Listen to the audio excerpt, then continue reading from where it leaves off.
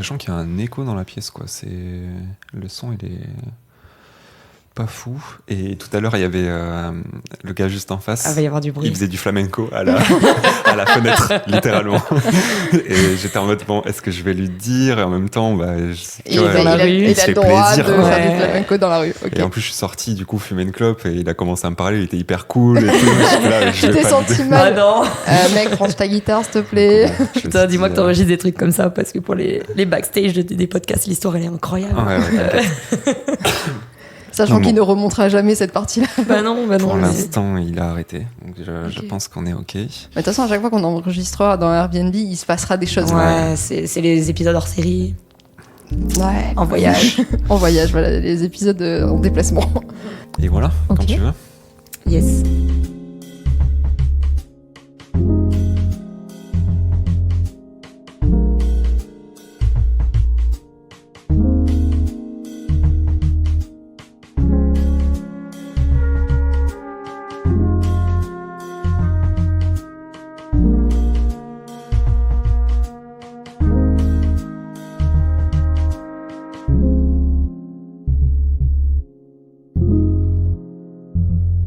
Bonsoir à toutes et à tous, bienvenue dans ce nouvel épisode de Taisez-vous. Bonsoir Loïc. Bonsoir, bonjour. Bonjour. On est où aujourd'hui? Nous sommes à... Attends, il y a du soleil? Ouais. Il y a beaucoup de soleil. Nous ne sommes pas à Bordeaux, nous sommes à Avignon. C'est sûr. C'est trop bien, on est là pour le Frames. T'as commencé en tant que professionnel? Ouais, ça y est, je viens de faire 2 jours au Frames. J'ai rencontré plein de gens. C'est pas vrai, j'ai parlé à 3 personnes. Parce que je suis pas du genre à aller faire « Eh coucou, je sais quitter !» Certes, mais t'as appris plein de choses pour améliorer ce podcast. Voilà. J'ai fait des petites stories, normalement, vous les avez vues si vous nous suivez sur Instagram. Sinon, c'est que vous n'êtes pas des bons followers. Exactement. Ouais. Donc on va pouvoir améliorer notre format, notre communication. Exactement. Tout améliorer. On va rien changer. Si, mais par étapes.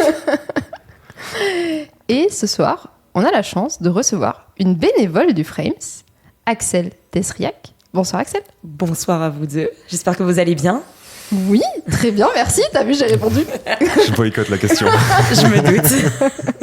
Mais oui, ça va très bien. Et fort heureusement, tu fais aussi une thèse en fait. Tu ne fais pas que du bénévolat pour le Frames, tu fais un doctorat à côté. Ce doctorat, tu le fais en génie des procédés à l'université de Toulouse et INP de Toulouse. À Toulouse INP, ouais. Ouais, Toulouse INP. Tu es dans le laboratoire de génie chimique de l'INP, blablabla. C'est ce que je viens de dire, exactement. Tu es sous la direction de 3 personnes, ce qui est rare. Je ne sais pas pourquoi tu as autant de directeurs et directrices de thèse. J'adore. D'accord, j'adore. Tu fais une collection de directeurs et directrices de thèse. C'est des cartes Pokémon, en fait. Ok. Ils sont de quel type? Ils sont très rares. Ok. C'est des shiny. Nous avons donc Karine Loubière, Patrice Bachin et Jean-François Blanco qui t'encadrent pour ta thèse. Ouais. Et cette thèse, tu l'as commencée il y a combien de temps? Je l'ai commencée il y a quasiment 3 ans. On est sur la fin, là. Ouh. Donc en en septembre 2022. Ouh, t'as gratté un mois. Youhou. Alors, la vraie histoire, c'est que j'ai gratté un mois et puis on a eu une attaque de cybersécurité. Oups. Cyberattaque à Toulouse, à l'INP de Toulouse, donc la rentrée était compromise. Ça n'arrive jamais, ça. Comment qui hack des universités? Alors, je sais pas qui c'est. Je sais juste que ça nous a bloqués pendant un bon mois pour faire à peu près tout. Ah, si, ça arrive. Moi, ça arrivé dans mon ancienne entreprise. Oui, mais une entreprise, ça a des données sensibles, les dossiers des étudiants, je sais pas ce que... Ma thèse, c'est un dossier très sensible. Oui, j'imagine. Si, clairement, tu récupères les données des gens, littéralement. Ça a vrai, clairement de la valeur. Ouais. Et puis après, tu fais du blackmail, du chantage. Du chantage. Comment ils disent, du hameçonnage, un truc comme ça. Ouais. Ouais. Et après, voilà, il faut payer pour récupérer tes données en général. Donc pas cool, quoi. Reprendre. Ma première question, et ça va être la question la plus longue pour toi, parce qu'on en a déjà un petit peu parlé. Qu'est-ce que tu as fait avant de faire cette thèse? Qu'est-ce que c'est ton parcours? Eh bien, mon parcours, il débute à Paris. Moi, de base, je suis de la région parisienne. Comme aiment le dire mes parents, je suis la voisine de Mickey. Okay. Donc, j'ai fait licence... Marne-la-Vallée. Alors, pas très loin, mais ouais, globalement. J'ai fait licence et master à l'université Pierre et Marie Curie, qui est devenue Sorbonne Université quand j'étais là-bas. J'ai fait mon master 1 en échange à Montréal, à l'université de Montréal. Et mon master 2, je l'ai fait en collaboration avec l'université PSL, Donc les grosses écoles d'ingé parisiennes, l'ENS, le SPCI, Chimie Paris-Tech et tout ça. Donc je suis passée un peu partout. Et j'ai décidé que je voulais faire une thèse. J'ai commencé une thèse dans une ville que vous connaissez très bien, Bordeaux. C'est chez nous. Ouais, c'est chez vous. C'est à la maison. Et c'est pas contre vous, mais je suis partie très très vite. Elle a détesté les Bordelais, c'est normal. J'ai détesté certains Bordelais, pour être précise. Normalement, en venant de Paris, t'es pas trop dépaysé, mais... Et alors, je voulais absolument venir à Bordeaux en me disant, ouais, ça va être cool. C'est le rêve parisien, ça. Non, mais sans rigoler, c'est le rêve parisien. J'étais là en mode, ouais, la mer, génial. Bon, ça a duré 1 an. C'était pas le rêve espéré. Et donc, j'ai démissionné de la thèse après moins d'1 an, peut-être 10 mois, quelque chose comme ça. Et je suis arrivée en thèse à Toulouse. Elle était sur quoi, ta première thèse? J'étais en chimie organique, en chimie du bord. Bord, l'atome. Le bord. Okay. Le bord. J'ai eu un petit bug dans mon cerveau. Genre, voilà. Je connais ce mot. C'est pas l'atome le plus connu, mais il est assez utilisé en chimie médicinale, en fait. Ok. Et il s'est passé quoi dans le processus d'arrêt de la thèse, tout ça? Comment tu as vécu cette période? C'est la première fois qu'on sent quelqu'un qui a arrêté sa thèse et refait une thèse derrière, différente. Ouais, c'est un parcours un petit peu bizarre. Alors déjà, j'ai arrêté ma thèse pour un problème d'encadrement, pour être tout à fait clair. Et le processus d'arrêt de thèse, je sais pas si j'ai suivi les règles habituelles, parce que moi, je voulais juste m'enfuir à ce niveau-là. Je suis allée voir l'école doctorale qui m'a dit « Désolée, on peut pas t'aider ». Ah, sympa. En disant, tu as 2 possibilités. On peut t'éloigner physiquement de la personne qui t'embête, ou tu démissionnes. Okay. Donc moi, m'éloigner physiquement d'une personne qui m'embête par mail n'a pas aidé. Donc j'ai démissionné. Le CSI, le comité de suivi de thèse, qui est maintenant obligatoire, n'a pas aidé parce que je les ai pas rencontrés vu que c'était des amis de la personne qui m'embêtait. Ouais, d'accord. Donc au final, je tournais en rond. Et j'ai démissionné avec le soutien des DRH de l'université et du labo qui ont déposé elles-mêmes ma démission. J'ai pas eu à le faire, normalement on doit le faire. Okay. Et là, pour me protéger, elles y sont allées à ma place et elles l'ont donné quasiment la veille de la démission effective. Il y a 1 mois de préavis, elles y sont allées genre le 30. Et ça prenait effet le 31. Ouais. Comme ça, t'es sûr qu'il ne peut plus t'approcher. Comme ça, non, tout s'est bien passé là-dessus. Ouais. Mais c'était d'un point de vue professionnel ou extra-professionnel que la relation fonctionnait pas? C'était d'un point de vue humain, on va dire, mais dans le cadre professionnel. Il y a plein de combats qu'on peut avoir en thèse, mais peut-être que avoir une formation de manager et de bon encadrant pour la direction de thèse, ça peut être quelque chose d'utile. Ce qui n'est pas du tout proposé. Hein. Alors, c'est proposé. Ce qui n'est pas du tout obligatoire. Non, voilà, c'est proposé, mais en général, c'est les bons encadrants qui vont faire les formations pour devenir de meilleurs encadrants. C'est pas ce qu'on a besoin le plus. Non, voilà. C'est pas le DHR ou quelque chose comme ça? HDR. Mais en fait, la HDR, c'est l'habilitation à diriger des recherches. C'est juste un genre de diplôme que tu passes en plus en montant un dossier et en prouvant que tu peux encadrer des gens. Okay. Mais en gros, si tu as eu des stagiaires ou que tu as managé vite fait des gens dans ton labo, on vérifiait jamais que tu es capable de le faire. Okay. Par contre, ce qu'on veut savoir, c'est est-ce que tu es capable de conduire un projet sur les 10 prochaines années qui nécessite d'avoir des doctorants. Donc en fait, c'est sur ta capacité en tant que chercheur qu'on t'interroge, pas du tout sur ton dossier en tant qu'encadrant. Oui, d'accord. Ce qui pourrait être très intéressant, au final, de peut-être avoir une idée de... comme pour donner des cours. Les formations ne sont pas obligatoires. Ouais. C'est un concept. C'est conseillé de faire des formations pour donner des cours à la fac, mais c'est pas obligatoire. Donc n'importe qui peut donner des cours. Bon, pour le coup, la capacité à encadrer, ce serait pas évident à tester, parce que je sais pas exactement qu'est-ce que tu peux. Bon, c'est pas mon boulot de réfléchir à ça, donc c'est pour ça que je sais pas, mais c'est vrai que ça paraît pas si évident, mais ça paraît important. Coup, non, mais voilà. Mais typiquement, un bon encadrant envoie pas forcément des mails à 7h du matin pour me rappeler à quel point je suis mauvaise. Non, typiquement. Effectivement. C'est vrai. Peut-être que dans la formation, on pourrait dire ça. On pourrait lui dire, alors on n'harcèle pas les gens en dehors des heures du travail. Et même pendant les heures de travail, on les harcèle pas. On les harcèle pas. Non, mais je veux dire, on n'envoie pas des mails à 23h un dimanche en disant c'est pour de suite.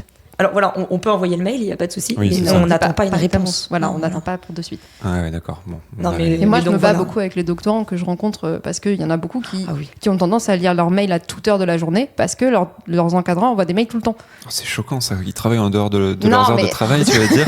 Arrête de... Mais moi, j'ai jamais vu un chercheur faire ça. Hein. Attendez, j'ai une confession à faire. Oui. Je suis en congé parce que je suis bénévole au Frames. Il est possible que j'ai regardé mes mails aujourd'hui. Ouais, voilà, ça c'est mal déjà. Pardon, je me suis retenue, j'ai pas réussi. Voilà. Bah, typiquement, c'est pas parce que ton encadrant il t'envoie un mail à 22h un samedi qu'il faut il attend une réponse à 22h un samedi. En fait, il attend une réponse lundi à midi quand tu as traité tes mails et que tu as répondu à la demande. Mais ça, dans la tête d'un doctorant, c'est dur à intégrer. Ouais, Petit rappel. Les mauvais exemples sont. Légion. Voilà. Et je suis pas forcément le meilleur exemple, mais bon, je fais quand même attention à pas lire mes mails. Je parlais pas spécialement de toi. Là, tu vois, j'ai même pas pris mon ordi, j'ai pas accès à mes mails. Ils peuvent m'envoyer des mails à Paris Cité, je les ai pas. Bonne chance à eux. Cette expérience, elle t'a pas forcément dégoûté du principe de recherche et t'as quand même voulu te lancer dans une deuxième expérience, quoi. Ouais, en y repensant, parce que ça trotte dans la tête toujours un petit peu, je me demande si c'était pas un coup d'ego.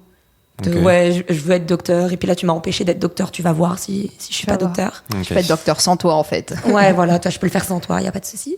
Alors, ça m'a pas forcément dégoûté du processus de recherche, par contre ça m'a dégoûté de la discipline. Parce que j'ai quitté la chimie organique de manière définitive pour passer en génie des procédés, là où j'ai une formation très limitée faible, voilà. Mais en fait, je me disais que je pouvais pas avoir pire. Et que donc j'allais forcément vers du mieux, et que le mieux, je me disais que ça allait me convenir.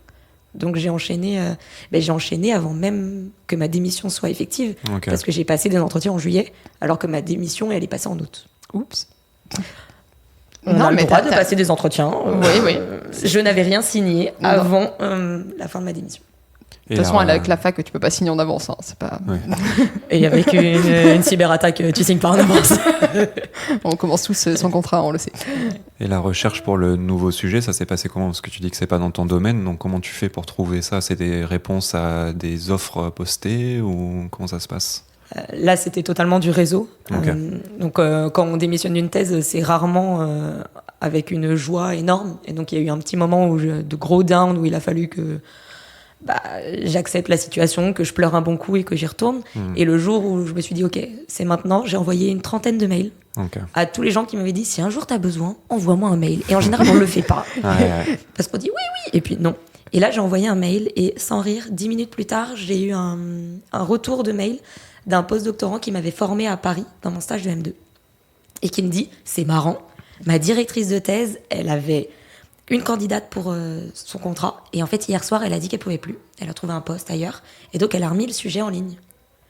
J'ai envoyé un mail, donc Karine qui est ma directrice actuelle m'a répondu en disant ok, on peut prévoir un entretien, il me faudrait des lettres de recommandation. J'ai un peu bypass le process de lettre de recommandation parce qu'elle connaissait très bien le labo où j'avais fait mon stage M2 vu que c'était son doctorant. Les permanentes de ce labo l'ont appelé sur son 06, ça va beaucoup plus vite. Et donc j'ai eu un appel de recommandation qui a été plutôt efficace. C'est effectivement un appel de recommandation, ça va plus... c'est un peu plus rapide. qu'une lettre avec nanana, je suis bidule, j'ai encadré machin lors de son stage. Voilà. Là ça devait être, bon elle est marrante, vas-y. Bon, c'est assez représentatif des façons de trouver une thèse, c'est-à-dire que c'est une question de timing, de oser envoyer les messages aux gens, ne pas hésiter à contacter. Enfin, il faut saisir les opportunités quoi, vraiment. Moi, la thèse, je l'ai eue parce que le doctorant qui était pressenti, qui était en stage dans le laboratoire, qui était de notre promo de neurosciences, en fait, il n'était pas... pour avoir le droit au financement, il fallait que tu sois dans les 2 premiers tiers de ta promo. Il était dans le tiers inférieur, du coup, il n'a pas le droit de passer le concours, donc il n'a pas eu le droit d'avoir le financement. Je l'ai eu juste pour ça. Ah ouais. Non, mais les timings. Les timings, voilà. C'est... Bon, maintenant, il est dans la police scientifique, il s'y plie beaucoup. Hein, mais de base, c'était lui qui devait faire une thèse. Je rêvais d'être dans la police scientifique, d'être Abby de NCIS. Eh ben, il fait ça. Si jamais, je te le présente un jour, si tu veux. Eh bien, j'ai arrêté ce rêve quand on m'a dit que je pouvais avoir des corps. Et j'ai fait, moi, je veux pas voir des corps. Je veux voir des machines. Donc, on m'a dit, non. Il y en a qui travaillent que sur les machines et pas sur les corps. Je sais pas. Moi, on m'a dit, non. Et j'étais jeune, et donc j'ai dit, ok. Ok, je fais pas ça. Parce qu'on a une pote à récupérer du sang, du sperme, du machin. Des vêtements, des trucs que les objets, en fait. Des trucs à analyser, des échantillons, quoi. Ouais. Pas les corps. Je sais même pas si j'aurais été à l'aise avec ça. Non, c'est particulier comme métier. Ouais, surtout c'est fantasmé. Moi, je trouve que quand on fait des PCR, quoi. C'est ça. Quand on se plonge dans la réalité, c'est beaucoup de travail de laboratoire. Donc, si c'est quelque chose qu'on aime, c'est super. Mais il faut vraiment s'enlever certaines images qui ont été. Voilà, t'es pas le scientifique qui fait tout de A à Z. T'es en enquête et tu travailles avec. Non. T'es très, très vite un technicien et parfois ça peut être un rôle un peu ingrat dans certains laboratoires, donc je sais que ça se passe pas toujours bien pour tout le monde. Ok, je savais pas. Moi, je suis toujours sur le métier fantasmé, hein, ça n'a pas évolué. Habit toujours. Ouais, bon, à la limite, garde ça. Ouais, je pense. Et il n'y a pas de souci, quoi. On va enchaîner sur le sujet. Ouais, faut que je le retrouve. Alors, le titre de ta thèse, on va prendre le titre vulgarisé qui était dans sa vidéo. Ma thèse en 180 secondes, je fais déjà une passe D pour tout à l'heure. Yes. Sur les recommandations. Qui est, si j'arrive à le dire correctement, on sait jamais, je me connais, intensification d'un procédé de photo-oxygénation durable de molécules biosourcées. Ouais. Ok. Il va y avoir plein de questions de type, c'est quoi tout ça? Bah oui. On commence par quoi? Est-ce que tu veux commencer par photo-oxygénation? On peut. Il n'y a pas de souci. Ou molécules? Non, molécules, ça va être long. Bon, peut-être photo-oxygénation, si tu veux. Ouais. En fait, moi, ma spécialité dans ma thèse, c'est de faire de la photochimie. Donc, c'est le principe d'utiliser de la lumière pour faire des réactions chimiques. Et donc là, je fais une réaction d'oxygénation, mais photo-induite, donc en utilisant de la lumière pour lancer la réaction. En fait. Oxygénation de oxydoréduction? Alors non, oxygénation je rajoute une molécule de dioxygène. Ok. Sur une molécule qui, au départ, dans mon cas, n'en a pas. Voilà. Ok. Donc, oxygénation. Est-ce qu'il y a des types de molécules sur lesquelles on peut faire ça et des types sur lesquels on ne peut pas faire ça? Alors, il faut quand même que ça soit chimiquement possible. Là, nous, dans notre cas, alors il y a plein de réactions de photo-oxygénation qui existent. Je ne vais pas vous faire tout l'état de l'art de ma thèse. J'ai déjà pas corrigé mon chapitre. mais globalement, sur une double liaison, sur une insaturation, on peut ajouter ça. Non, si je vous dis les réactions de tissage d'air, c'est... Ouais, trop chimie. Non, mais... Trop loin. Ouais, trop loin. Non, mais globalement, sur des doubles liaisons, on peut commencer à ajouter des atomes de dioxygène. Ok. Et ça a quoi comme intérêt de faire ça? C'est quoi le but de faire de la photochimie? Oui, alors là, on revient un peu à ma première thèse. En fait, c'est un but en chimie médicinale, en chimie pharmaceutique. C'est une manière plus écologique, plus verte de produire des molécules. Okay. En fait, en utilisant les photons, donc la lumière, les photons c'est les particules de la lumière, on va pouvoir remplacer des réactifs qui peuvent être toxiques initialement. Donc pour faire la réaction je rajoute de l'oxygène sur une molécule, avant on devait passer peut-être par des catalyseurs, par ce genre de choses qui peuvent être toxiques pour nous, pour l'environnement, pour mélanger plein de avec plein de solutions qui c'est sont... ça. Donc nous, l'idée c'est de développer un process pour faire une réaction de photo-oxygénation dans un solvant vert. Donc on est dans de l'éthanol. On n'a pas le droit d'utiliser autre chose dans ce projet-là. Quoi. Voilà, de l'alcool pur. Et de l'air ambiant. Ouais, donc... et juste de la lumière avec un panneau de LED. C'est tout. Ok. Voilà. Ouais, de l'alcool, de l'air, c'est en fait... T'es au bar, quoi. T'es posé au bar en terrasse, hop, et voilà. Globalement, ouais. Avec de la lumière, bon... Voilà, soleil dans le sud-est. Donc, t'as un verre en terrasse dans le sud-est. Voilà. Deuxième question un peu... Molécules biosourcées. Qu'est-ce que tu entends pour molécules biosourcées? Là, c'est globalement des molécules issues, des molécules naturelles. Okay. Qu'on peut que tu extrais dans la nature. Alors, moi, je les achète surtout, mais de base, elles peuvent être extraites. Ouais. Là, moi, je suis sur des dérivés de pas loin de l'eucalyptus. Donc, on a un peu des odeurs assez fortes. Je fais de l'eucalyptol, donc voilà. Je peux produire de l'eucalyptol. Et donc, on est sur des produits naturels avec des odeurs assez marrantes. Mais ça peut fonctionner sur plein d'autres choses. Là, c'est vraiment dans l'aspect on prend des molécules présentes dans la nature, elles sont vertes, elles sont pas toxiques, et on les modifie d'une manière verte et non toxique pour avoir des molécules d'intérêt biologique pour le pharmaceutique ou d'intérêt cosmétique. Ok. Typiquement, je peux aussi produire de l'oxyde de rose. Voilà, qui est l'odeur rose dans les parfums. Ok. Non, tu me laisses encore continuer. J'adore te laisser comme ça. Ok, très bien. Dans ton titre, il y a le mot intensification. Ouais. Ça entend quoi par intensification? C'est le génie des procédés qui rentre en jeu. Moi, je suis dans l'équipe qu'on appelle STPI, donc c'est pour l'intensification.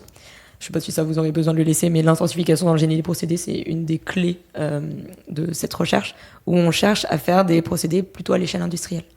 Donc là, je ne suis plus comme un chimiste comme on l'imagine, avec des petits ballons en verre en train de faire mes réactions. Non, moi, je suis dans des réacteurs, dans mon cas microfluidiques, qui peuvent produire en continu, au début, quelques grammes par heure, et puis après, on va plutôt passer à des kilos. Mais là, il faudrait une quadruple thèse pour arriver à ce niveau-là dans ce projet. Ok, donc c'est des En gros, ce que tu produis, ça peut être commercialisé en théorie à la sortie de ça. Ouais, ça pourrait. Les molécules, il y a un des procédés qui est assez connu, qui est fait chez Sanofi, qui est le procédé de production de l'artémisinine, qui est un anti-malaria, donc anti-paludisme, où en fait les productions agricoles suffisent plus pour produire la molécule, et donc ils ont eu besoin de l'aide des chimistes pour produire en plus grande quantité. Ouais. Et c'est déjà fait en photochimie chez Sanofi. Sauf que les procédés actuels, c'est dans des grosses cuves avec des lampes à mercure. Bon, c'est pas ultra safe. Ouais. Et là, on essaie de faire quelque chose dans la microfluidique. C'est le principe de travailler à l'échelle de tout petit, en dessous du millilitre normalement. Et moi, je travaille faut vraiment vous imaginer des Scooby-Doo. C'est la même chose qu'un Scooby-Doo, mais ouais. En termes de quantité, tu veux dire ? En termes de le trou du Scooby-Doo. De tout. De l'intérieur du Scooby-Doo, l'extérieur du Scooby-Doo, et c'est des Scooby-Doo transparents dans ce cas-là. Parce que faut qu'il y ait la lumière qui rentre. Quoi. Ouais, si tu veux. Ouais, c'est un peu ça. Et après, tu reçois des bobines, tu peux en couper la quantité que tu veux. Ok. Et voilà. Et c'est là-dedans que tu mets ton liquide. Ouais, j'injecte à l'intérieur. Ouais. J'ai des pousseringues qui injectent directement à l'intérieur. J'ai du liquide et du gaz, parce que l'air pour l'oxygène. Et j'injecte directement à l'intérieur. Je mets sous la lumière et puis bingo. Ok. En décrivant ton sujet et vu comment ça semble industrialisable directement, est-ce que ça a été initié justement par un privé, ta thèse ? Non, pas du tout. Non, on est totalement. On est financé par l'Agence nationale de la recherche, l'ANR. Okay. Je suis pas du tout en chiffre là-dessus. Okay. Ça pourrait. Mais non, là, c'est vraiment dans une optique exploratoire. Là, le réacteur, il est pas du tout assez gros pour suffire à l'échelle industrielle. Marché, ouais, mais après, on peut passer. Il y a des réacteurs commerciaux photochimiques qui existent déjà et on peut switcher plus ou moins facilement. C'est relativement facile en règle générale. C'est l'avantage de la microfluidique. Ouais. Mais voilà. Et mon autre question vis-à-vis de ça, c'est que j'ai du mal à me représenter quelle est la difficulté d'un passage à grande échelle parfois, parce que une fois que tu as compris ta réaction, pour moi, la chimie, c'est des mélanges de composés. Et c'est pas forcément dépendant de la quantité. Une fois que tu as compris la réaction, il n'y a pas de raison que si tu mets pas plus de chaque élément, pourquoi tu n'en obtiens pas beaucoup plus ? Et c'est pas aussi simple que ça. Donc est-ce qu'il y a des clés précises où ça dépend de chaque réaction ? Qu'est-ce que tu peux nous en dire ? Alors ça va plutôt dépendre du domaine de réaction dans lequel tu vas être. Mais en photochimie, la chose qui limite le plus, c'est la lumière. Il faut que la lumière puisse passer dans le milieu. Et en fait, plus le milieu est profond, moins les photons vont arriver... à le traverser, on a un problème d'atténuation du flux de photons. Donc, en fait, si tu te dis, ok, ça fonctionne sur petite échelle, je vais juste prendre une grosse cuve, une grosse lampe, en fait, à l'extérieur de la cuve, si t'as pas de lampe, la réaction va pas se faire. Ouais, d'accord. Et typiquement, l'avantage aussi de la microfluidique, c'est vu qu'on est dans des petits canaux, tu peux les mettre comme tu veux autour d'une lampe. Toutes les surfaces sont exposées. Toutes les surfaces peuvent être, en fait, toutes les surfaces peuvent être exploitées surtout. Ouais, ok. La réaction, elle a lieu de partout en même temps. Exactement. Et puis, comme tu es dans des tout petits canaux, moi, c'est 1 mm de diamètre interne, la lumière, on n'a absolument pas d'atténuation. Donc, on est optimisé au max. Oui, alors que si tu faisais ça dans un bassin ou dans un truc, tu aurais forcément que la surface qui est le plus exposée et après, tu perdrais en réaction dans ton volume. C'est ça, exactement. Est-ce qu'on peut imaginer une cuve qui est traversée par un maillage lumineux En fait, je me représente comme une... j'aurais du mal à vraiment l'expliquer, mais comme en ruche d'abeille, et tu vois, dans les petits canaux, il y a de la lumière qui passe partout, et tu mets ton liquide à l'intérieur, tu vois ce que je veux dire ? Là, pour le moment, ce qui existe, c'est une énorme cuve avec une grosse lampe à mercure, ça c'est à l'échelle industrielle, qui est plongée à l'intérieur. Ouais, d'accord. Donc, à la limite, tu peux te dire, je mets 4 lampes. Ouais. Mais après, là, la consommation électrique du truc... Il y a d'autres problématiques. En fait, il y a plein de choses à prendre en compte dès que tu veux intensifier un procédé. Et t'as tellement de choses qui arrivent entre est-ce que c'est faisable ? Est-ce que d'un point de vue sécurité, ça se fait, quoi ? Donc, c'est pour ça qu'on peut contourner toutes ces questions-là. Ok. Tu disais que ta thèse, elle était exploratoire. Du coup, c'est quoi son objectif ? Est-ce que tu as un objectif précis ou est-ce que justement l'objectif, c'est de voir si c'est possible, voir quelle méthode utiliser et tester un peu plein de choses pour le faire ? Ouais, alors en fait, moi, c'est quelque chose qu'on n'a pas mis dans le titre en fait, de ma thèse en 180 secondes parce que en 3 minutes, on n'a pas le temps d'expliquer l'intégralité de sa thèse. Mais en fait, ce qui se passe dans une réaction photochimique, c'est que pour que ça fonctionne, il faut qu'on utilise un colorant. Ok. Je vous le fais en simplifié au max. Et le colorant, il va avoir un peu un rôle de catalyseur. Ce qui veut dire qu'il va initier la réaction, mais après, il va servir à rien. Ouais. Il va être là, il va regarder. Il est biosourcé aussi. Il est là. Il est là. En vrai, alors je pourrais même pas te dire s'il est biosourcé ou pas, mais c'est quelque chose qui est utilisé en Inde, typiquement par les femmes pour mettre, je sais plus comment ça s'appelle. Le henné? C'est Non, pas du henné, c'est pas mais henné. c'est. Oui, le point là. Ouais, voilà. Je vois, mais je sais pas comment ça s'appelle. Mais sans un colorant, il y a des chances qu'il soit biosourcé. La plupart du temps, c'est des minéraux. Ouais, mais voilà, je pense que c'est ça. Là, dans notre cas, c'est le rose de Bengale. Et en fait, le rose de Bengale, il est très utile à la réaction pour démarrer. C'est lui qui va capter la lumière et qui va transférer son énergie aux molécules adjacentes. Ok. Mais le souci, c'est que une fois que la réaction est finie, on jette le rose de Bengale. Ce qui fait pas vraiment de sens, alors que Oui, il a servi à rien. il a lancé la réaction et puis après il est là, il est cool, il attend. Ouais, il attend la suite. Est-ce qu'il est transformé ou d'une certaine façon? Non, il est jeté. Ouais, et donc ok. nous, l'idée de la thèse et ce pourquoi c'est exploratoire, c'est qu'on a décidé avec une collaboration avec une équipe de Pau à l'IPREM, ils nous synthétisent des nanoparticules, donc polymériques, avec le rose de Bengale greffé dessus directement. Et donc on est à l'échelle colloïdale. Là, je commence à mettre des mots. Waouh, je me rends compte qu'il n'y a plus rien qui va ensemble. Ça va. Mais donc on est à l'échelle colloïdale. Et c'est des toutes petites particules qu'on va injecter dans le réacteur et qu'on va essayer de filtrer à la fin de la réaction. Vraiment avec une membrane. Avec une passoire, quoi. Mais alors, Une tu peux passoire. pas, Ouais, tu non, peux mais pas mieux dire. évidemment. Une passoire. Et ce qui va passer, c'est Le le liquide, produit de réaction. On va le récupérer. Ce qui ne va pas passer, c'est le rose de Bengale. Nous, la seule différence qu'on a, c'est que la passoire, elle ressemble à une paille. Ouais, il y a des tubes partout dans mon histoire. Ouais. C'est qu'en fait, on peut faire de la filtration qu'on appelle tangentielle. On va injecter au milieu de la paille. Il faut imaginer une paille avec des trous. On injecte au milieu de la paille. Ce qui est suffisamment petit sort de la paille. Ce qui est trop gros va continuer à l'autre bout de la paille. Ok. Et nous, avec des pompes, on va pouvoir le récupérer et le réinjecter. Ça, c'est la finalité de la thèse, Ouais. si on y arrive. C'est un peu, si tu t'imagines, une paille percée avec l'eau qui se barre, et si t'as un truc qui est trop gros, genre un pépin, il est passé dans ta paille, et ben, il reste tout le long parce que lui, il passe pas par les tout petits trous Ouais, voilà, il sort de l'autre par côté. lequel s'échappe l'eau, en fait. C'est ça. C'est un peu l'idée. Ok. Et le taux de récupération de tes nanoparticules liées au colorant, il est très élevé, j'imagine. Là, il est en test, Ok. surtout. En fait, à chaque réaction, même si le rose de Bengale, il est là, il regarde, il est gentil, on a une dégradation qui s'appelle du blanchiment, du photoblanchiment. On perd environ 5-10% à chaque tour. Ok. Donc, il va falloir mettre des systèmes de purge pour remplacer tout ça. Et on est en train de faire les premiers tests de filtration, parce que c'était assez long à mettre en place. Et ils sont assez cool. Enfin, moi, je suis assez contente du résultat. On arrive à retenir bien les nanoparticules. Donc, Ok. Parce que, alors moi je suis évaluateur de la sécurité biologique.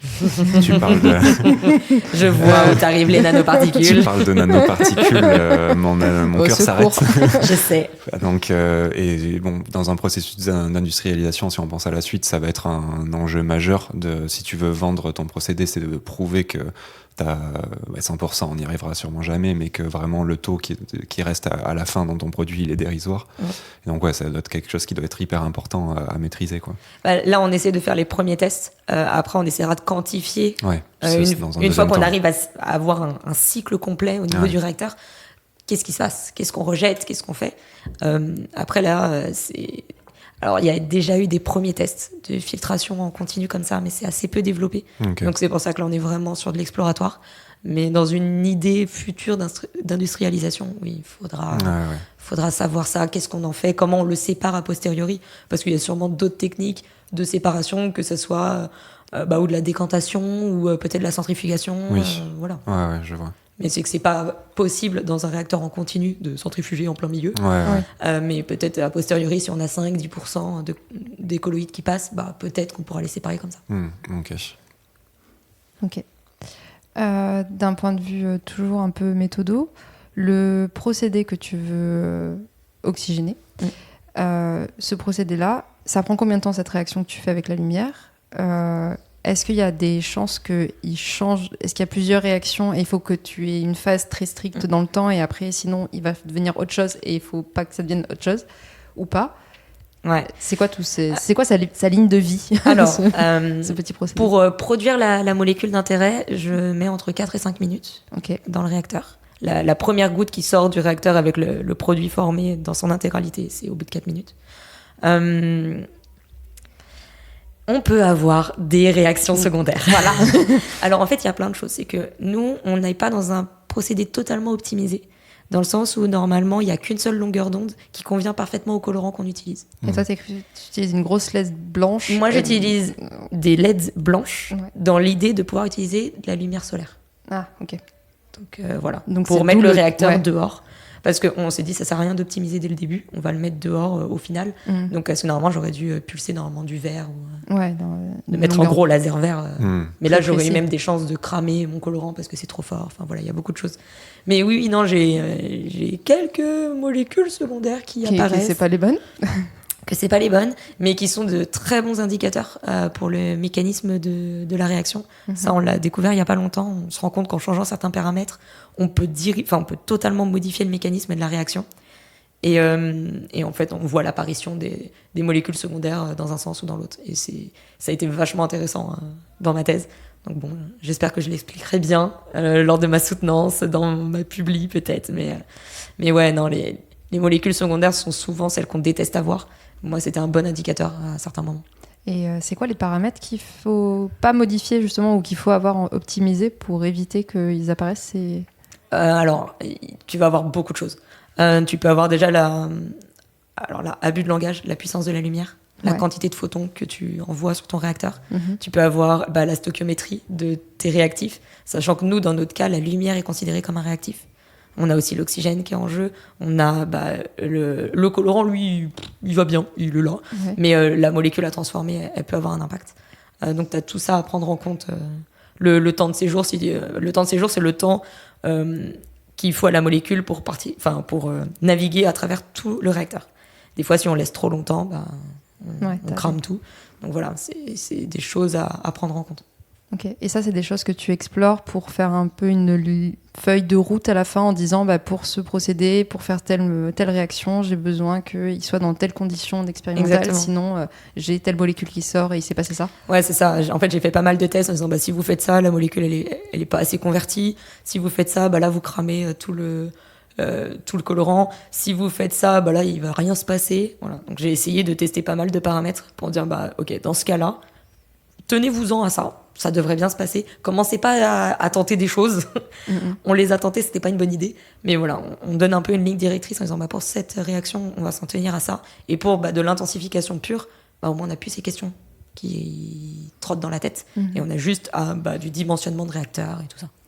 Et si le but, c'est que le réacteur, à la fin, il soit à l'extérieur et que ce soit la lumière naturelle, pourquoi avoir utilisé des LED à la base ? J'espère que tu es prête pour...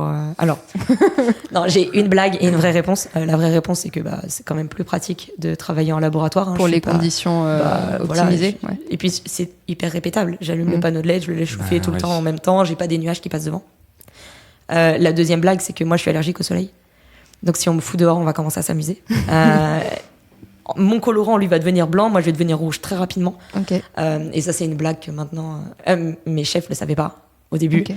Et quand ils l'ont appris, ils étaient en mode « Oh non, mince, on est désolé pour toi. » Et puis, mais c'est quand même vachement drôle. C'est vachement rigolo pour le sujet de ta thèse, quand même. C'est très, très rigolo. Donc, non, mais l'idée, c'est juste d'un point de vue reproductibilité. Je suis dans un labo noir. J'ai pas de fenêtre. Je coupe toutes les lumières pour avoir toujours la même chose en boucle et en boucle.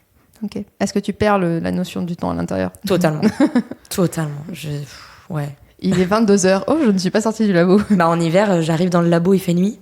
T'es toute la journée dans le noir ? Je mange, vite fait, je sors, il fait nuit. Bon, à demain, puis il fera nuit. Je réfléchis à... Donc, dans l'application, c'est l'oxygénation de molécules.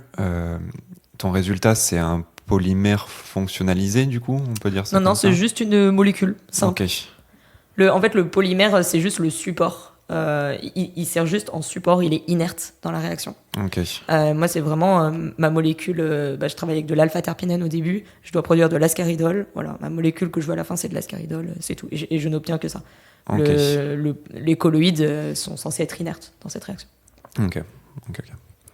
Les molécules que tu viens de citer, la A et la B, dont je ne saurais pas prononcer. Alpha-terpinène, voilà, exactement. Elles servent à quoi à la base ? Alors, l'ascaridole de base, c'était une molécule qui pouvait être utilisée en médecine, mais qui ne l'est plus trop avec l'époque. Et on le prend surtout en réaction modèle, qu'on pensait simple au début. Et on en a certains qui nous ont dit, vous allez voir, ils avaient raison, c'était pas tant simple.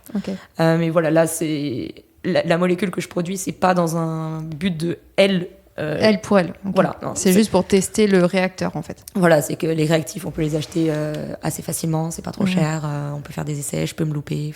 Et est-ce qu'on peut imaginer que si tu changes de molécule, tu changes tous les paramètres et du coup, il faut tout refaire à zéro? Et ben ça, on sait pas. Et c'est une question qu'on se pose. On sait pas encore si avant la fin de ma thèse, je vais avoir le temps de retourner au labo et tester une autre réaction. Parce que les timings sont serrés, on a très envie que je le tente, mais on sait pas trop. On peut peut-être discuter des résultats que tu as pour le moment ou... Peut-être une question de méthode, genre vraiment, bon, tu as dit que ta journée s'était passée dans le labo, dans le noir. Pas tous les jours, qu'on s'entende. J'espère. Même si tu es très transparente, donc on aurait pensé à passer au soleil un tout petit peu quand même. Peut-être c'est une gameuse. Peut-être. Non, pas tant. Est-ce que tu pourrais donner, imaginons que quelqu'un veut faire une thèse dans ton domaine, qu'il ait une idée un peu de tes journées, à quoi ça ressemble et de vraiment comment tu découpes ta journée, qu'est-ce qui se passe, la durée de tes expériences, qu'est-ce que tu fais des milliards de fois, ce genre de choses. Alors je vais avoir la réponse bateau de base de mes journées ne se ressemblent pas. Comme tous les doctorants. Oui, les journées changent au fur et à mesure. Non, mais pour être très clair, en fait j'ai 2 types de journées. Une journée où je manipule, une journée où je manipule pas. Une journée où je manipule pas, je suis toute la journée au bureau ou en réunion. Donc bon, ça, on découvre rien. Une journée où je manipule, alors mes chefs m'appellent un peu un robot. Je suis un peu ma boule là-dedans, ce qui fait que je pourrais faire une réaction par jour. Je préfère en faire 3. Mais ce qui fait que d'un point de vue timing, ça me fait arriver vers 8h au labo. Alors, j'essaie d'optimiser tous mes mouvements. Tout est calibré. D'où le robot. Ah ouais, non mais tu t'es programmé sur Python, quoi. Ouais. Alors ça, c'est des restes de mon ancienne thèse où en fait en une demi-heure on devait être prêt. Donc j'ai un peu gardé ça. Donc j'arrive au labo avant même de lâcher mon sac, j'allume toutes les machines qui doivent chauffer. Au moins, je peux aller poser mes affaires et tout. En revenant, elles sont chauffées. Et je commence les manips. Globalement, une manip qui me donne pas mal de résultats, ça me prend 2 heures. Donc j'en fais 3 par jour. Donc ça me fait 6 heures de manip. Et je peux laisser. Alors je suis pas obligée de rester devant mon réacteur tout le temps. Ce qui fait que je peux manger. Je peux aller partir manger pendant que ça tourne. Mais j'ai un peu du mal à laisser mon bébé réacteur sans moi. Donc souvent je suis devant quand même. Mais bon, je peux partir manger, ça tourne sans moi, donc ça va.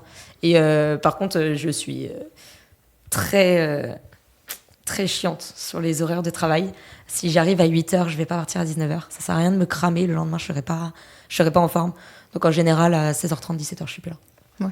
Et je suis plus là en ayant rempli tous les résultats, tout l'analytique c'est fait, voilà, tout est lavé, allez, bingo, je m'en vais.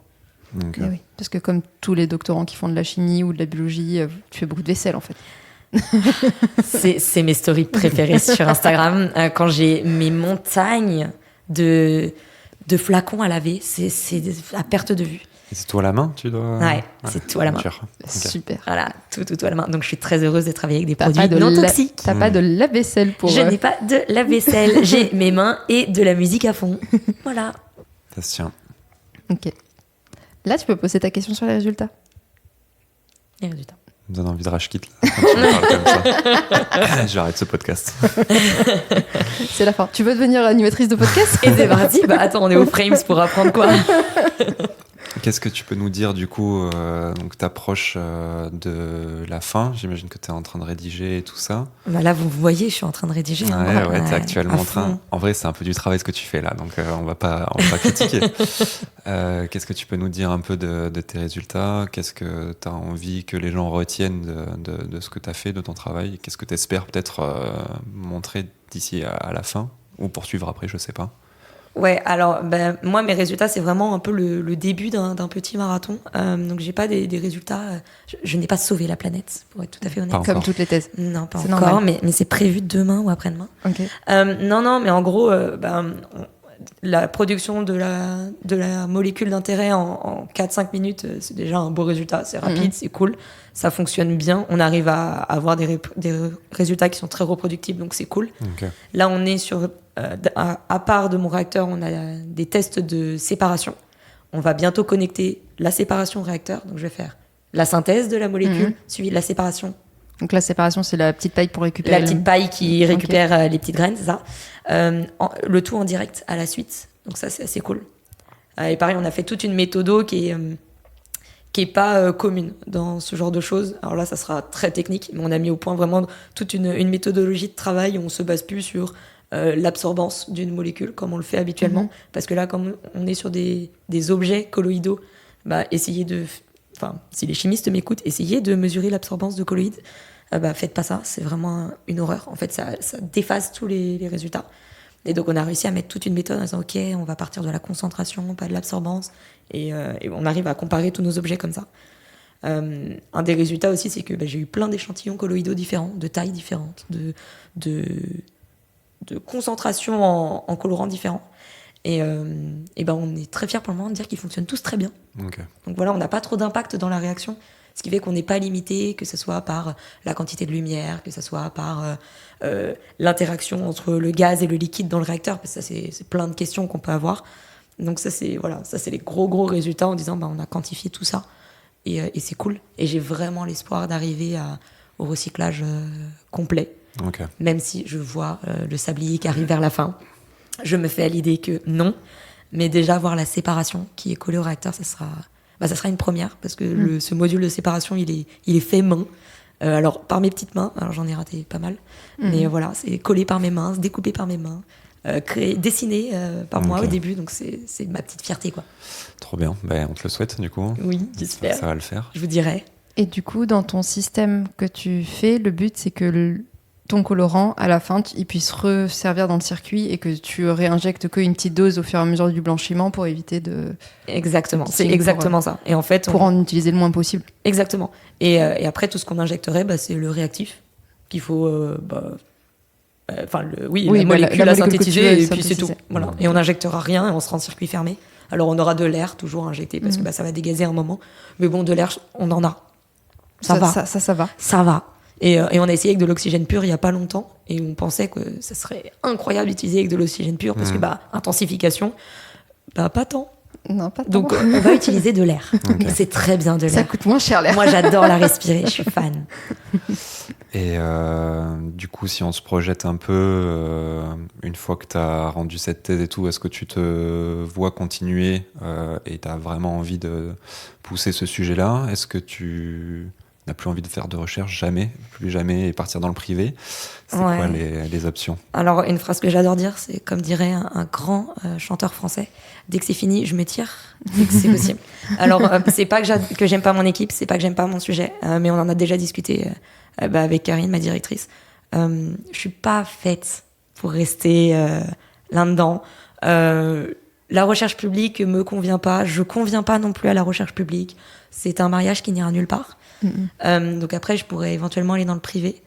Mais à force de traîner avec des gens au frame, à force de croiser des vulgarisateurs toute la journée et voir que j'adore ce qu'ils font, j'ai très envie de tenter de faire mon petit chemin dans la vulgarisation. Je sais pas comment je vais faire. C'est flippant. C'est traumatisant même. C'est un stress constant, mais j'ai envie de le tenter, quoi. Okay. J'étais en discussion tout à l'heure avec le Vortex sur comment est-ce qu'on peut essayer de, je sais pas, nous en tant que chercheurs, d'essayer de faire des trucs, mais on a zéro formation pour faire ça, on sait pas à qui s'adresser, si on veut des partenariats, c'est un flou. Il y en a qui arrivent à faire les deux en même temps, mais déjà la charge de travail, je sais pas comment mais la fouloscopie, alors typiquement. Alors, fouloscopie, il était à Toulouse, mais produit très toulousain, Dr Poppy, je sais pas si vous la voyez sur les réseaux. Moi je la suis parce qu'elle est sur. Je lui parle sur Taisez. Mais c'est une femme extraordinaire. Moi je la suis aussi sur le TikTok. On est en amis. Tu dis TikTok, mais comme une personne âgée. C'est dramatique. L'internet. C'est bon. Elle met des emojis chapeau. J'ai coché toutes les cases. Chapeau. Non, mais typiquement, je l'ai utilisé longtemps, ça, je sais. Dr Poppy, elle est incroyable d'un côté vulgarisation, elle est incroyable en tant que chercheuse, elle est incroyable en tant que prof. Je ne sais pas comment elle fait. Et elle est incroyable aussi en tant que pote, parce que j'arrive quand même à la croiser le lundi au bar, quoi. Enfin, c'est fou. Et donc voilà, moi, je suis pas sûre d'être capable de faire ces quadruples casquettes-là. J'ai peut-être envie de me concentrer que sur la casquette la plus créative, selon moi. mais on verra où ça va me mener. Et à tout moment, si j'y arrive pas, si je trouve pas de boulot, bon, bah, je garde ma thèse, elle s'envole pas. Donc, je partirai là-dessus. Ça prendrait quelle forme en tout cas, c'est comment que tu l'imagines tes débuts dans la vulgarisation Ça va pas vous plaire du tout ce que je vais vous dire. Il est possible qu'un podcast arrive. Ah, de la concurrence. Pardon. Aïe. Je m'en fiche. Hein. Alors, on n'a pas du tout pris votre ligne édito, ne vous inquiétez pas. Il y aura pas d'interview de doctorant, pas de souci. Mais ouais, de toute façon, on a vu qu'il y en avait un qui avait popé il y a pas longtemps. Et puis on partage, nous, on n'est pas... Oui, alors moi je Aïe. Bah, ils font du live Twitch qui repartagent sur des plateformes avec des doctorants. C'est pas Mélie Picoscience? Si, je crois. Bah, c'est des très bons copains. Oups. Mais c'est ce qu'ils sont arrivés il y a un an et quelques. Alors en fait, l'histoire, je vous la fais un petit peu globalement, c'est que nous, quand on fait ma thèse en 180 secondes à Toulouse, on est formé alors on a différents types de formations possibles, mais on est surtout formé par des membres du Science Comedy Show et des étudiants en théâtre appliqué, si on veut. Ce qui fait que l'expérience est assez impressionnante, c'est grandiose pour nous. Et à la fin, on nous dit, au fait, si ça vous tente de lancer des trucs, lancez-les. Okay. Donc là, Jules et Lucas, qui sont à Mélie Picoscience, eux, ils se sont lancés avant. Et là, avec l'impulsion de ce qui s'est passé, on les recroise pour les soirées des losers de MT 180. On les appelle comme ça à Toulouse, ça nous fait mourir de rire. C'est tous ceux qui n'ont pas passé c'est tous ceux qui ont perdu. Voilà. C'est tous ceux qui ont perdu. J'ai adoré y assister l'année dernière. Et en fait, on intègre tous petit à petit le Science Comedy Show qui nous donne une plateforme énorme pour se lancer. Et moi, ça fait des années que j'ai envie de lancer mon podcast et que j'ai pas le même courage que vous. Que je suis flippée toute seule dans ma chambre. Alors, nous, on a eu zéro courage. Hein. C'est Robin qui a eu du courage tout seul avec Jean. Ils ont fait le podcast. Et nous, moi, je suis arrivée, j'ai fait comme toi. J'étais assise là. Je suis allée venir raconter ma vie pour ma thèse. Puis après, je suis revenue. J'ai raconté la vie d'après-thèse. Voilà, l'après-thèse, une fois que j'ai fait ma soutenance. Et après, ils m'ont dit, ouais, si tu veux, Jean, il va partir un peu. Il veut moins être sur l'animation du podcast, blablabla. Et je suis arrivée pour la fin de la saison 1, je leur ai fait un quiz, j'ai pris le contrôle de la radio et voilà. Et après, Robin, il a voulu arrêter et c'est lui qui a repris. Mais... Moi, je suis juste le compagnon 2. Voilà. C'est mon plus 1. C'est rare d'être le compagnon 2 et pas d'être la femme 2 pour une fois. Exactement. On valide. On est en train d'établir un nouveau modèle un peu là. Non, mais c'est moi le chef. J'adore. Franchement, je suis fan. Non, mais c'est vrai que nous, en fait, le Science Comedy Show nous donne une plateforme qui est géniale pour tester ce qu'on a envie. Mais j'avais du mal à me représenter, c'est quelle forme, qu'est-ce qui te donne en fait? C'est une chaîne sur laquelle tu peux publier par exemple Alors de base c'est un collectif, on est des scientifiques et des comédiens, mais tous dans le même collectif, mais c'est surtout que y a un réseau. Là typiquement moi j'aurais dit j'aimerais trop faire un podcast, on m'a dit on va t'aider, on va t'accompagner. Pour du matos. Voilà, on connaît des gens, on peut t'inclure à nos réunions, on peut t'accompagner, enfin on peut être là derrière toi en disant oui c'est bien, continue, on aime bien. Parce que on a tous les petites voix dans nos têtes qui disent c'est pas top, et là eux ils sont derrière en disant si c'est cool. Je te fais pas dire qu'on a cette voix dans notre tête. Voilà. Lui il a beaucoup cette voix dans sa tête. Ça c'est toujours en train de me dire ouais moi je suis nulle et machin, est-ce que je dis c'est pas intéressant et machin. Non mais non en plus. C'est moi qui décide, ok. Alors il y a 2 minutes on disait pas ça, mais c'est un autre débat. Non mais voilà, donc moi l'idée ça serait de peut-être commencer avec un podcast. Avec on vient quand tu veux. Je sais pas quelle est ta ligne édito, mais on vient quand tu veux. T'inquiète, je vous dis si besoin. On peut crossover avec les autres. Je connais même pas ma ligne édito, donc on va en reparler. Mais oui, avec Mélie Picoscience, eux ils ont fait la chaîne Twitch. Mélie Picoscience, ils sont en collab avec le Science Comedy Show. Donc à Toulouse, on n'avait pas de live de la finale. On n'a pas ça à Toulouse. Et donc cette année, ils ont réussi à se connecter aux caméras à l'intérieur. Et ils faisaient un live commenté de la finale. Et on était très contents parce que on n'a pas de live. Par contre, en 2 minutes, toutes les places ont été vendues au théâtre. Ce qui fait qu'il y a plein de gens qui sont tristes de ne pas pouvoir venir. Et puis souvent, nos familles ne sont pas forcément là. On ne fait pas nos thèses dans nos régions d'origine. Oui, non. Et donc là, ils peuvent suivre. Trop bien. Alors que nous, tu vois, on peut pas créer des trucs à côté comme ça, parce qu'à l'université de Bordeaux, ils ont un service de com gros comme l'intégralité des gens du Frames. Ils envoient de la vidéo YouTube, des podcasts, des machins, des trucs. Ils ont 15 services com par unité, genre Bordeaux Neurocampus. Ils ont leur propre service com. Oui, non, Neurocampus, oui. Alors, vraiment, c'est impossible de faire des trucs via eux, parce qu'en fait, ils ont déjà tout pour eux. Ils n'ont pas besoin d'externe. Ils ont tout. Parce qu'il y a un média qui s'appelle Explorer à l'université de Toulouse, mais pourtant ils sont ouverts à laisser les autres faire. Et ça a été vraiment un plaisir qu'ils nous disent on vous laisse. Mais je les ai jamais rencontrés, tu vois. Pas une seule fois. Ah ouais. Pas un mail, pas rien. Bah, ils nous laissent faire, mais. Oui, ils nous laissent faire. Mais ils vous accompagnent pas non plus. Non, non. Ils pourraient vous mettre des locaux, des trucs comme ça. Ah non, jamais. Ça serait Bon, top. bah, des locaux à Avignon, ça commence à être chaud, mais. Ouais, le Bordeaux de Neurocampus nous Mais on prête va à les Bordeaux, locaux c'est pour bien. Habituellement quand on fait des épisodes de neurosciences pour la semaine du cerveau. Ah oui. Ouais, c'est un parce contexte que- très spécifique. Mais voilà, Ouais. mais parce que je connais le chargé de com, que j'ai Oui. beaucoup travaillé avec lui, que c'est lui qui réserve les salles. Tu vois, Mm. quand connais la personne qui connaît les pioles de libre, c'est plus simple de rentrer à la piole. C'est un peu ça sûr. l'idée. C'est sûr. Mais de base, on n'a pas d'accréditation, on n'a pas, j'ai un passe droit parce que je connais la personne qui ouvre les pièces. Tu vois. Oui, bah, nous, typiquement, le passe droit, on l'a parce qu'on connaît Mathieu, qui est le formateur de MT180. Qui, lui, il suffit de dire son nom un peu à Toulouse et les gens sont en mode Oh, tu connais d'accord. Mathieu? Bon, allez, rentre. Voilà, Ouais. ça va très vite. C'est un mot magique. Ok. Oui, c'est un peu le mot magique. Vous devriez tester. Franchement, ça se tente. Hein. Ouais. Après, ouais. Après à force de faire beaucoup de choses à Toulouse, là, on commence à dire mon nom en disant non, mais je la connais, elle, c'est bon. Ouais. Et Je suis Mathieu Bis dans quelques années. Mathieu, attention à toi, j'arrive. je suis obligé de poser les questions qui fâchent. Ouais, toujours. J'adore être là, c'est génial. Backup. Comment tu te finances dans un premier temps pour parce que si tu veux pas continuer comme chercheuse et que tu veux pas forcément aller dans le privé, donc faire la médiation, mais lancer un podcast, bah, on en sait quelque chose, ça rapporte pas d'argent.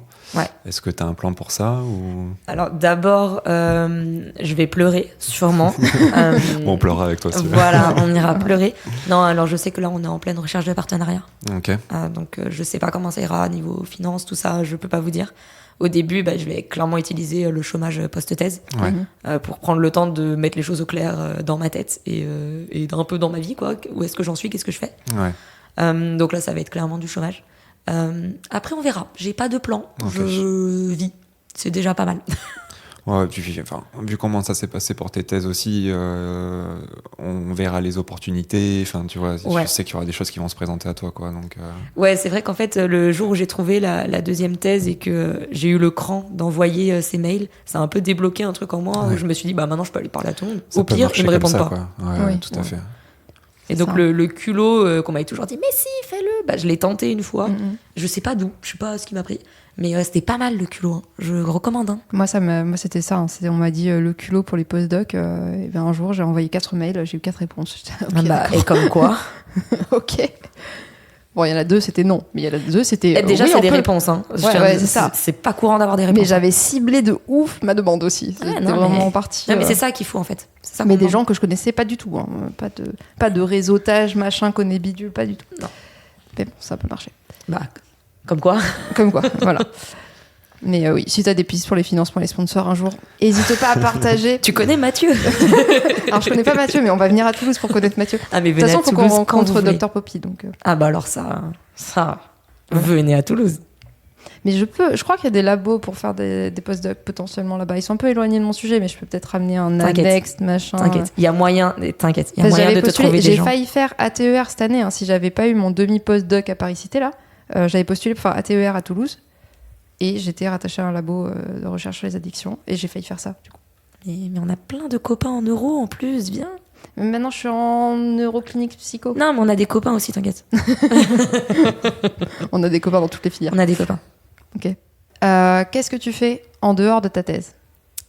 Waouh, Pour- tu poses la question. Ouais, la question piège. Qu'est-ce que tu fais en dehors de ta thèse pour ne pas penser à ta thèse? Tellement de choses. Même si tu es du coup en dernière année, je suppose que tu as quand même des activités extrascolaires. Oui, je vais au sport. Il y a un indice dans le fait qu'on est à Avignon pendant Voilà. Frames, par Ouais, exemple. voilà. Déjà, Non, mais activités extrascolaires. la dernière fois, j'ai eu l'audace de nous, dire. les stars. Ouais. La dernière fois, j'ai eu l'audace de dire à des gens, non, mais moi, je suis une glandeuse, quoi. Et on m'a ri au nez en disant, mais je crois que t'as pas compris la définition de glandeuse. Glandé. Genre, tu es partout.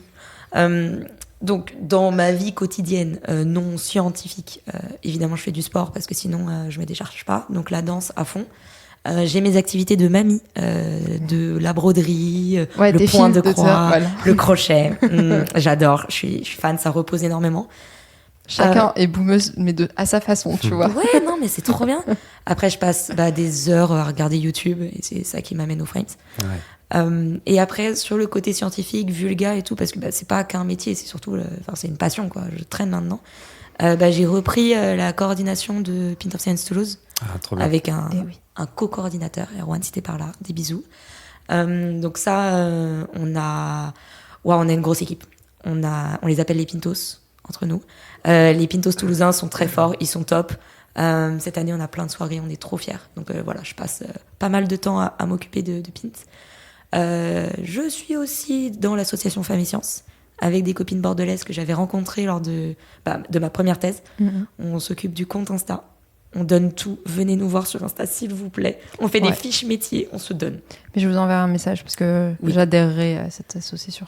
Avec plaisir. Sache que si t'envoies un message sur Instagram, c'est genre moi qui te réponds. Ouais, mais voilà, en fait, au lieu de te parler avec Taisez-vous, je vais te parler avec. Voilà. Je vais te parler avec Taisez-vous via Femmes et Sciences. Mais c'est pareil, on va te parler avec 10 millions de comptes Instagram, ça va être génial. Voilà. Mais donc, dans Femmes et Sciences, c'est un combat qui me tient vachement à cœur, donc je suis là-dedans.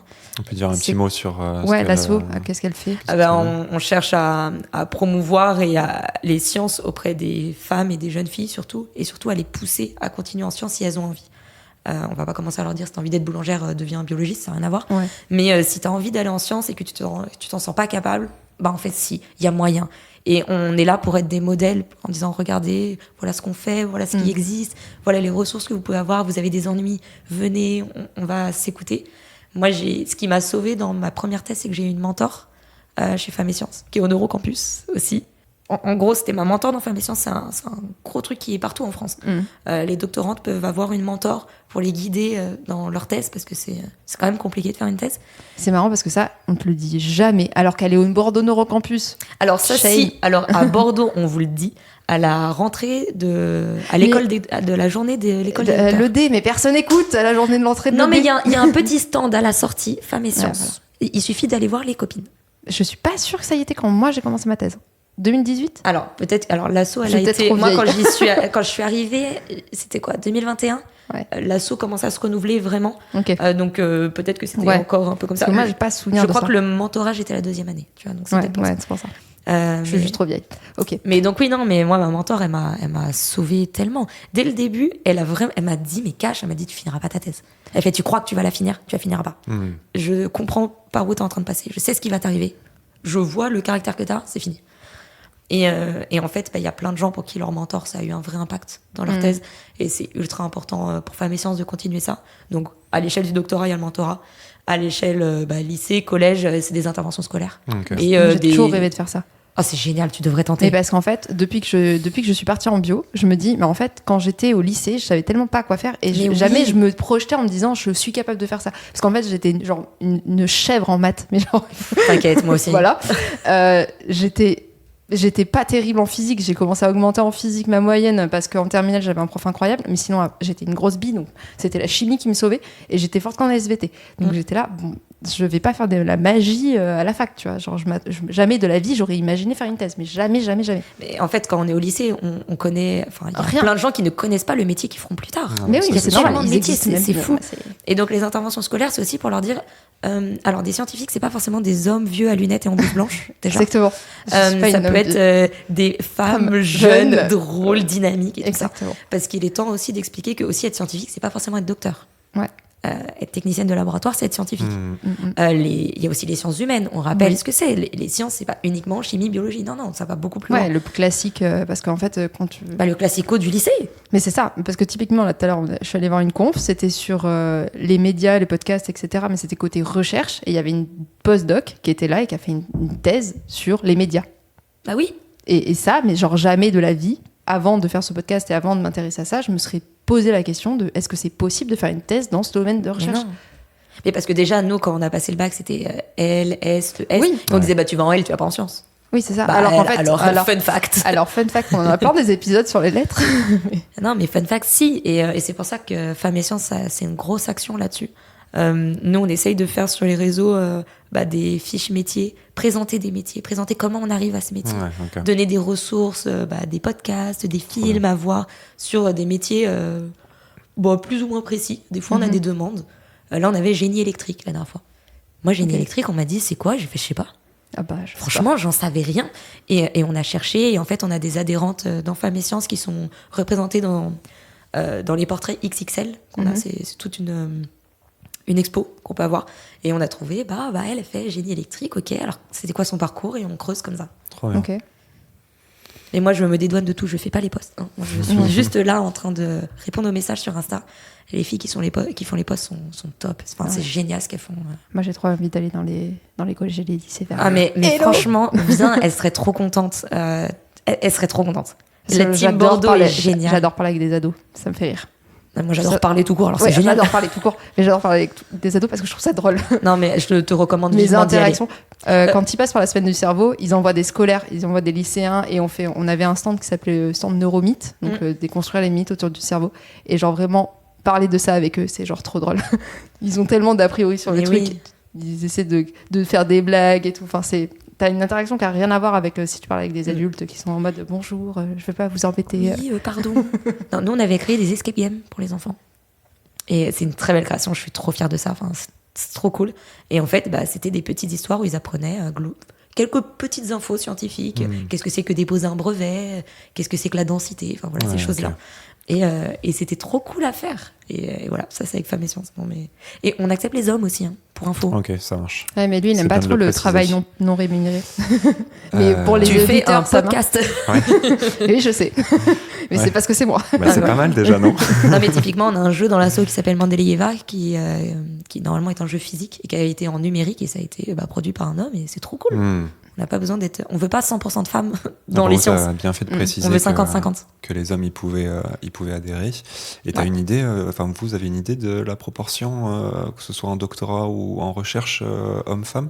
Ça dépend du domaine, hein, classiquement. Moi, dans mon labo, sans faire exprès, sans avoir cette demande, on est quasiment à la parité. Okay. On est genre 48-52, un truc comme ça. Okay. Moi, dans mon labo, on doit être 2% d'hommes pour 98% de femmes, je pense.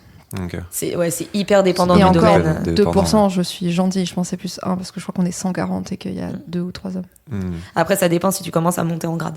C'est le classique, ça. Voilà, à la direction des labos, souvent c'est des hommes. Ça doit être moins de 10%. C'est pareil dans le privé, toutes les boîtes dans lesquelles je bosse, donc plutôt en biologie et santé, c'est une majorité de femmes.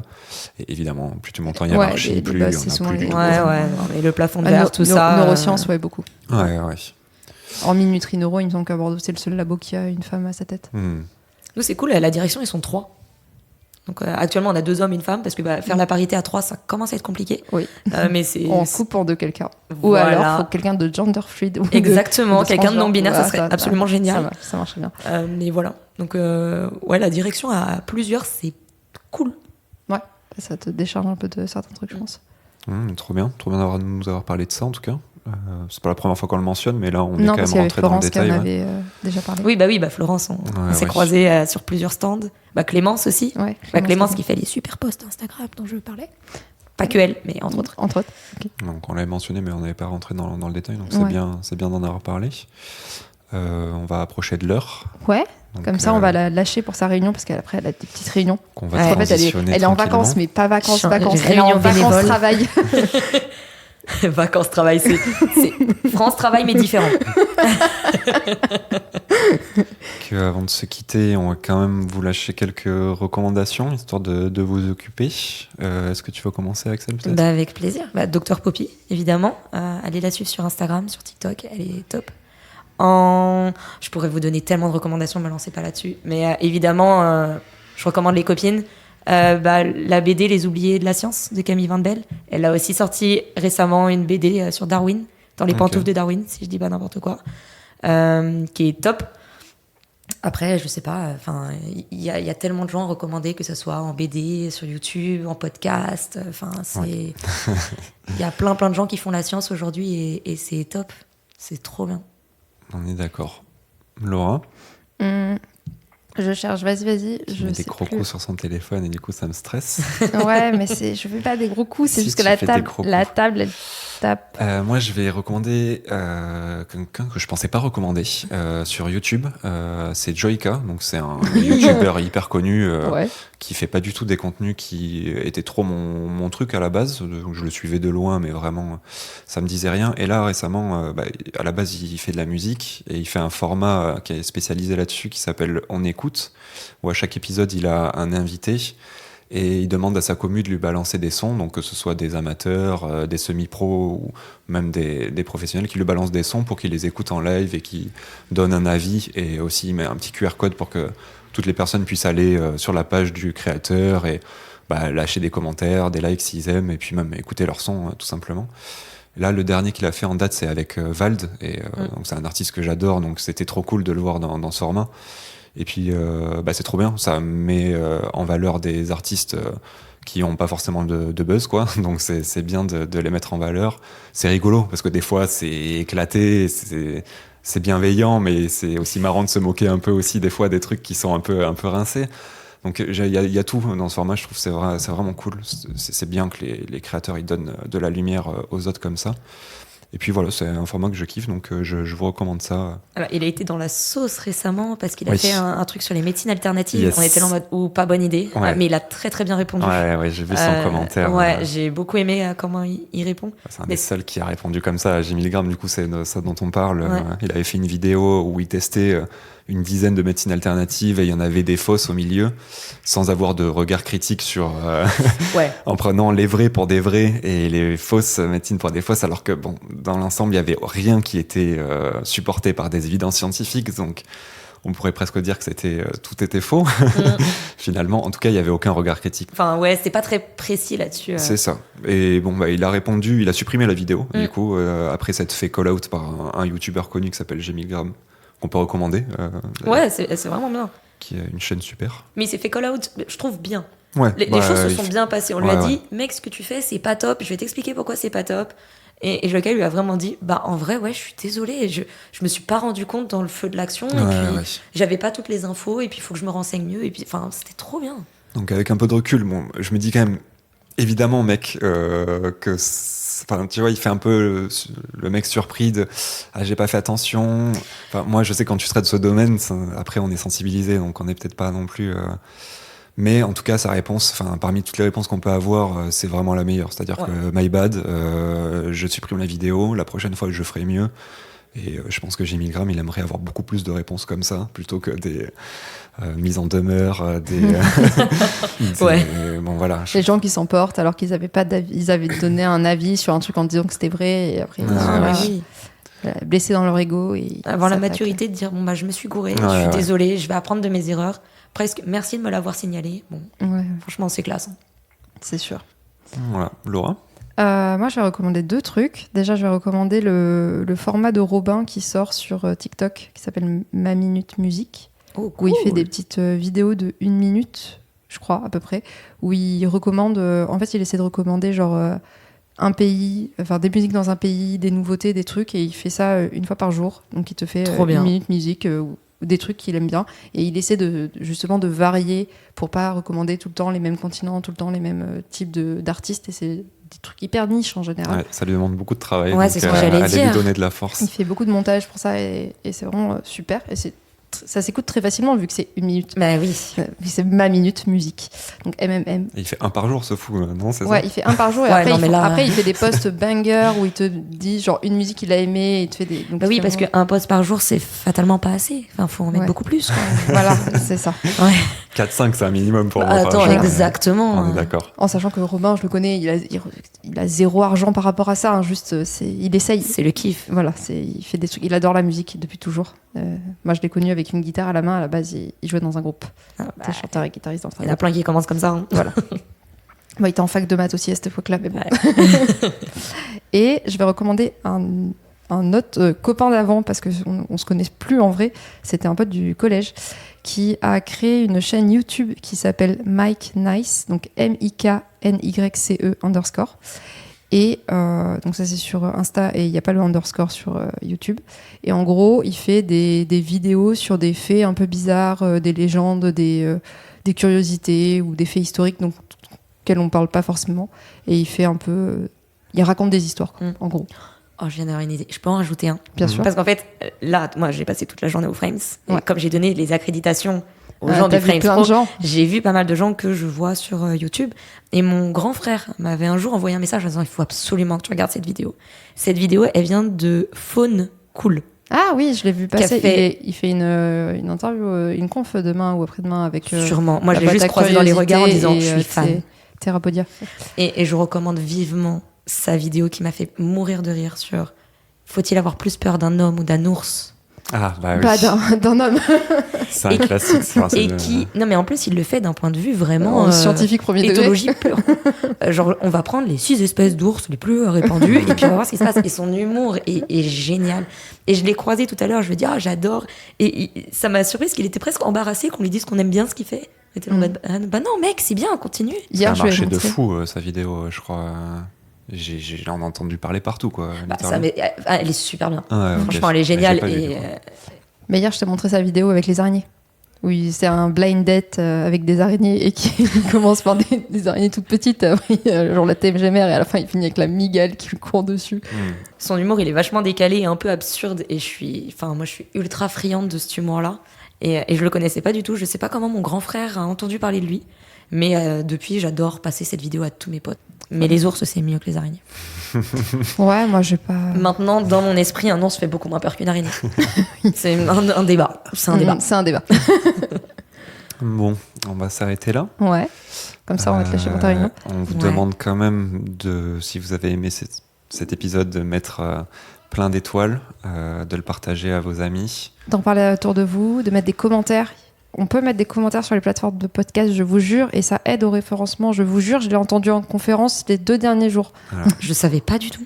Bah si, Mais il faut que je le personne dire. sait, Mais ça, c'est personne le Acast, la fait, meuf de quoi. Ah oui, c'est Acast, Acast. elle l'a dit genre plein de fois. Mais en Ouais, fait, parce vous que m'avez pas personne vu. l'utilise, Mais moi, j'étais cachée au fond de la salle, en train d'écouter en mode ok, Acast. Alors, je note. J'ai plein de notes si tu veux sur mon carnet. Ah, je vais adorer. N'hésitez pas à nous suivre sur Instagram. Ouais. Évidemment, comme d'habitude, je vais vous parler du Patreon. Ouais. Je sais pas si vous avez entendu Ah ouais, parler de vous en ça. avez lancé un? Yes, il y a un On- Patreon. On a 7 abonnés non payants. Yes. Voilà. Et on touche au but. Je pense que là... Le prochain, peut-être qu'il mettra 1 ouais, euro. le prochain, ça sera celui qui... C'est 1,50 C'est € toi l'entrée le d'entrée. 8e. Merci à toi. Donc voilà, vraiment n'hésitez pas, ça nous aidera beaucoup pour ce genre d'événement. Par exemple, là on est au Frames, on doit déplacer le matériel et tout. Bon, on serait venu quoi qu'il arrive, on va pas faire Oui. genre, on est là pour ça. Mais Le matériel, je typiquement- suis fautive. hein. Typiquement, j'ai rencontré des gens qui sont de Paris que j'aimerais bien interviewer, que j'ai Ouais. rencontré au Frames. Il va falloir se déplacer à Paris et C'est ça coûte ça. de l'argent. Et voilà. Et ma poche, je t'ai prise en otage. Il faut que tu parles à lui. Ouais, elle m'a filé la biologie. Non, j'ai parlé. La meuf de la post-doctorante, là, je lui ai parlé toute seule. Oui, oui. Le Vortex, j'y suis allée toute seule aussi comme une grande. Félicitations. J'ai même posé des questions à la conférence. Après, si besoin, j'ai d'autres copains encore. Vas-y, Rien qu'au vas-y, Frames, envoie. on peut se débrouiller. Vous pouvez nous suivre sur le Discord aussi. Il rapproche Excusez-moi, le fil. il faut qu'on Non, il faut qu'on pas book. que j'y aille, en fait. On n'est pas encore à l'arrache, mais je voulais être clean Désolé. sur le créneau. Donc ouais, n'hésitez pas à se passer aussi sur notre Discord. Et puis je pense qu'on est bon. Ouais. On te remercie beaucoup d'être passé dans l'épisode. merci à Axel. vous. C'était super cool de discuter avec toi. Je pense qu'on a couvert pas mal de sujets. J'espère ne pas avoir dit trop d'âneries. Et Mhm. moi, ça fait vraiment 1 an que je vous écoute assidûment. Trop bien. Donc, moi, ça me fait trop plaisir d'être là. Merci Bah, beaucoup. c'est partagé. Avec plaisir. Comme je savais que j'avais un parcours un peu chelou. Et on attend l'invitation pour ton podcast quand tu auras une Alors, idée de podcast. Vous aurez peut-être l'invitation à ma thèse avant. Ouais, on vient. Sachez à ta thèse, qu'on n'a pas fait la blague tout le long, mais il y a un dress code. hein. Évidemment, ça sera C'est rose. rose. Bah oui. Avec plaisir. Non, mais ça, ils savent pas encore, mais ils ont pas vu tes cheveux, mais ils le verront sur la miniature. Non, mais ils n'ont pas vu ni mes cheveux, ni mon sac à dos, ni mon téléphone, ni ma voiture, Voiture. ni ma thèse. Voilà, tout est rose. Ouais, absolument tout. On est sur. Et donc, on vous remercie d'avoir écouté cet épisode. Et puis, on se retrouve dans le prochain. Salut. À bientôt. Bonne soirée.